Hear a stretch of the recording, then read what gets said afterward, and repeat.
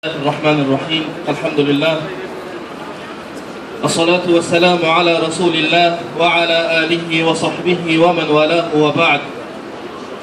Allah Azza va Jallani kavniy sunnatlaridan har doim, har zamon, har makonda haq gapni gapirgan, haq yo'lni ustida bo'lgan insonlar albatta zolimlar tarafidan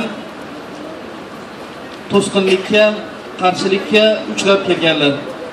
Allohning payg'ambarlari, Allohning yuborgan rasullari, insoniyat orasidan tanlab olingan eng ulug' insonlar, eng pokiza, eng haqqoniy odamlar hech birlarini tarixlarida sip-silliq, tep-tekis bir hayotni yashaganlarini ko'rmaysiz.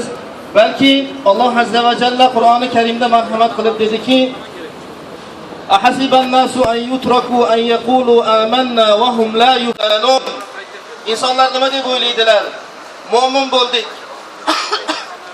Biz mo'minmiz, biz musulmonmiz deydilar u. Ularni Alloh sinovlarga, fitnalarga solmaydi deb o'ylaydilarmi? Va laqad fatanna allazina min qablihim. Biz ulardan avvalda o'tganlarni mana shu da'vo ustida bo'lgan, shu chaqiriq ustida bo'lgan, haq yo'l uzra bo'lganlarni biz fitnalarga duchor qildik va bundan keyingilar ham ayni mana shu yo'lni bosib o'tuvchidirlar deb Alloh marhamat qiladi.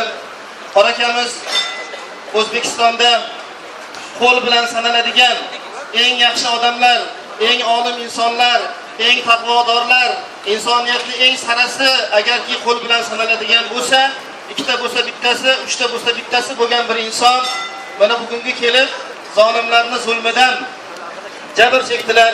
Biz bu o'rinda haqni talab qilib, bu zolimlarni, bu zulmni kim ishlagan bo'lsa, kim buni orqasida bo'lsa, shuni ochiqlashlikni, jinoyatchini javobgarlikka tortilishligini talab qilgan holatda bugungi bu maydonga, bu yig'ilishga to'plandik.